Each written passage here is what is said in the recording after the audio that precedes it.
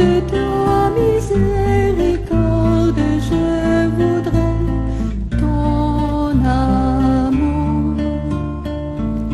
ton amour qui m'invite à sortir du péché.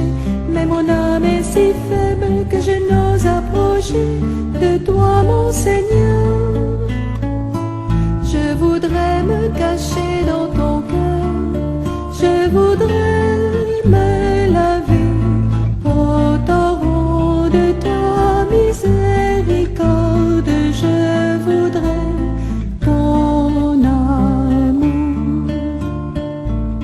ton amour qui s'en va comme un père désolé, qui recherche l'enfant et l'appelle en pleurant, le prend sur son cœur. Je voudrais me cacher dans ton cœur, je voudrais me laver au torrent de ta miséricorde. Je voudrais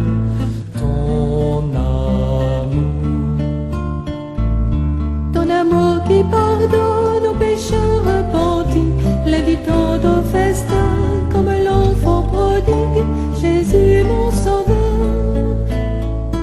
Je voudrais me cacher dans ton cœur, je voudrais me laver au torrent de ta miséricorde. Je voudrais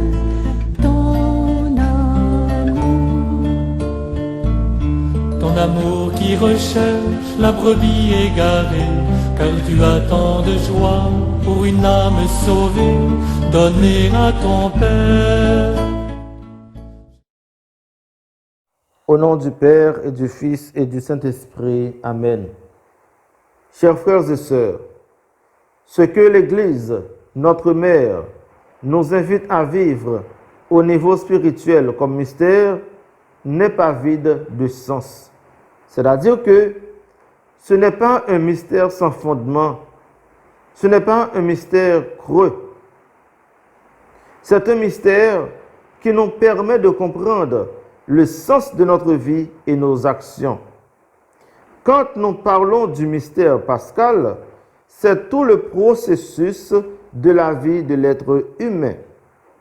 La naissance, la souffrance et la mort et la résurrection.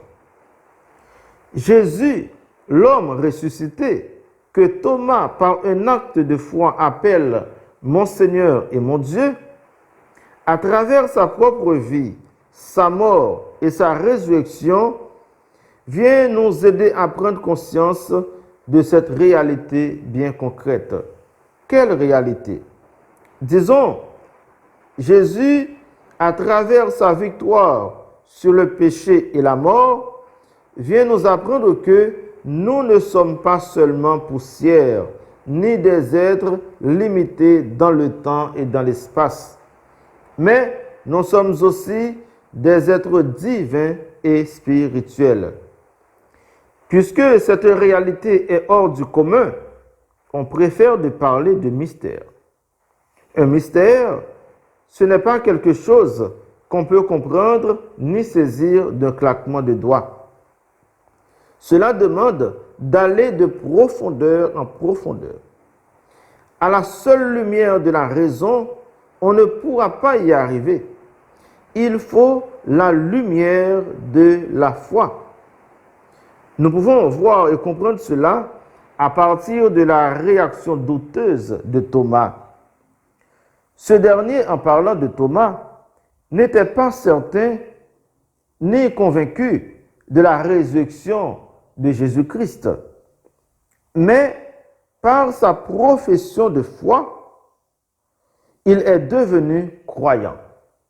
Je dirais que Thomas, suite à sa profession de foi, a maintenant la certitude qu'un mortel peut passer à l'immortalité. Mes chers amis, durant ce temps pascal, si nous avons un sentiment à développer ou à cultiver, c'est de reconnaître que nous ne sommes pas seulement des êtres mortels, c'est-à-dire des êtres faits pour la mort. Avec ou bien à partir de la résurrection du Christ et au nom de notre foi, nous devons avoir le sentiment que nous sommes aussi des êtres immortels, c'est-à-dire des êtres faits pour la vie éternelle. C'est l'un des grands messages de la résurrection que nous sommes appelés à décrypter. Alors, le programme spirituel de l'Église, si nous portons attention, coïncide toujours avec le programme de notre vie et avec ce qui est en train de se produire dans le monde. Ce programme divin nous rejoint toujours dans le quotidien de nos vies et éclaire nos situations, nos événements et nos incertitudes. C'est-à-dire que ce soit dans le passé, que ce soit dans le présent et même dans le futur, nous trouvons que la parole de Dieu est et sera toujours d'actualité dans notre histoire. Car de toute éternité, la parole de Dieu a été toujours une parole qui donne vie et qui sauve. Dans un élan de miséricorde, le Seigneur, de génération en génération, tient toujours à nous accompagner et nous donner son Esprit Saint, même dans nos lieux les plus retirés et cachés. Là où la peur et la mort nous envahissent, le ressuscité peut intervenir pour nous apporter la vie et la paix. Aujourd'hui, le confinement nous permet de comprendre même trop bien la situation des apôtres cachés dans une chambre qu'on appelle cénacle.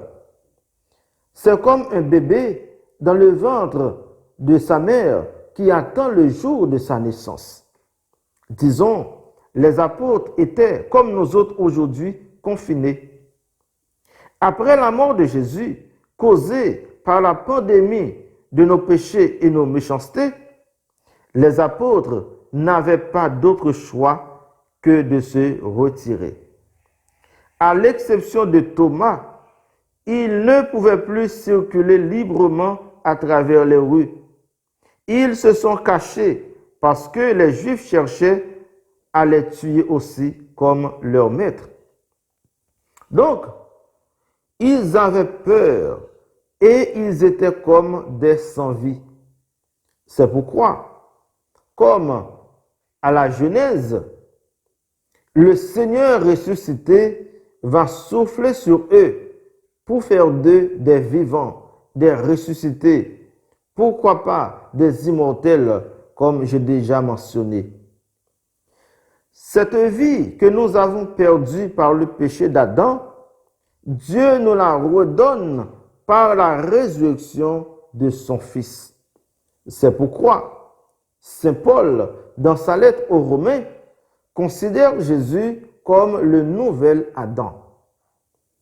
Et le pape émérite Benoît XVI, dans sa catéchèse sur le Christ et le nouvel Adam, nous rappelle cette parole de Saint Paul, je cite, « Le premier Adam était un être humain qui avait reçu la vie. Le dernier Adam, le Christ, est devenu l'être spirituel qui donne la vie. » Fin de citation. Tout cela, c'est le déploiement de la miséricorde divine. Qui dit miséricorde, dit en même temps la grâce de Dieu. La victoire de la grâce sur le péché. Et ce qui paraît intéressant, c'est que le Christ ne garde pas pour lui-même seul la grâce de la résurrection. Il la distribue à ses disciples et qui par la suite vont aussi la distribuer aux autres. De manière officielle, Jésus transmet cette miséricorde à ses disciples. Nous nous souvenons de cette parole. Soyez miséricordieux comme votre Père céleste. Eh bien, pour freiner la propagation du péché, dès la première partie de l'apparition, le ressuscité transmet à ses disciples le pouvoir de remettre les péchés. Remettre les péchés, c'est donner la vie. Et c'est un acte de résurrection et de miséricorde. Saint Jean, en insérant ce sacrement de pardon, ce sacrement de réconciliation dans son récit, veut attirer notre attention sur la toute-puissance du Christ. Cette toute-puissance qu'Adam avait désiré atteindre en s'appuyant sur le père du mensonge. Jésus-Christ est celui, par son Esprit Saint, qui donne la vie. Donc, en tant que Seigneur et Sauveur, il associe ses apôtres à sa mission de sauver des âmes et de ressusciter les morts spirituels. Nous, les croyants et les croyantes, c'est notre mission aujourd'hui. En étant branchés sur la foi des saints apôtres et des premiers chrétiens, nous avons la mission de tenir le flambeau de la foi, car nous sommes traversés par le même Esprit Saint. Voilà pourquoi nous devons continuer à vivre dans la solidarité et la fraternité. Tous les croyants vivaient ensemble et ils avaient tout en commun, nous dit le livre des Actes des Apôtres. Cette nouvelle mode de vie, c'est encore le déploiement de la miséricorde de Dieu au milieu des chrétiens. Disons, l'un des bienfaits de la foi en la résurrection, c'est le bien vivre ensemble. Les croyants étaient solidaires entre eux. Cependant, à la suite du Christ, notre solidarité doit être une solidarité universelle, c'est-à-dire sans esprit de clan. Mes chers amis, pendant que nous sommes confinés, c'est pour nous l'occasion d'évaluer nos familles chrétiennes et familles de sang. Nous devons évaluer nos familles à la lumière de la fête de Pâques. Où est-ce que nous sommes par rapport au message de la résurrection? Dans nos familles, est-ce qu'il y a le bien vivre ensemble? Est-ce que nous pensons à partager avec ceux qui sont faibles économiquement? Est-ce que nous nous appelons les uns les autres pour savoir si l'autre a de quoi se nourrir? Mais c'est très important. Même si on ne peut pas trop circuler, mais trouver un moyen pour aider l'autre, ce serait un geste de miséricorde. Ce serait une manière de vivre la résurrection. Il ne suffit pas d'envoyer des messages sur le coronavirus aux autres. Je veux croire que le confinement est en train de nous donner une très belle leçon. Là, on ne peut pas se disperser. Papa, maman et enfants, nous devons nous affronter tous les jours à la maison. S'il n'y a pas de l'amour entre nous, la maison est devenue un enfer, j'imagine.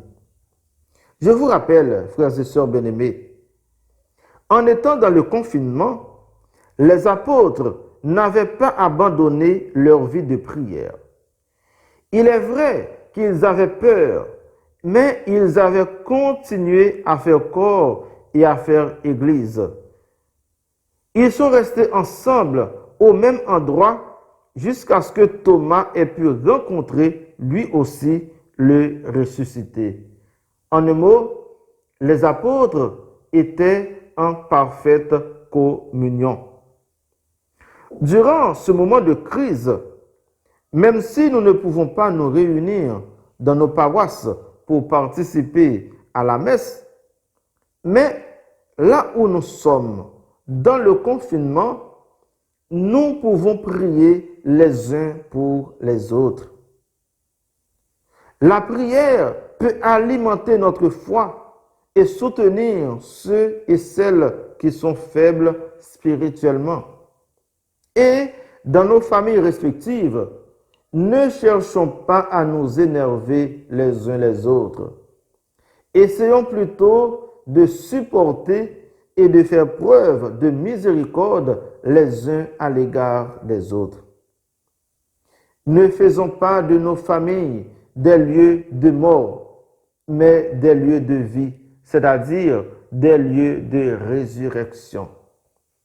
Déjà, je vous conseille, en famille, nous pouvons commencer à préparer l'événement de la Pentecôte, soit à travers une prière quotidienne, comme le chapelet, l'office divin ou bien la lecture biblique, soit à travers une autre activité spirituelle qui reflète la situation de la vie en famille ou bien en église.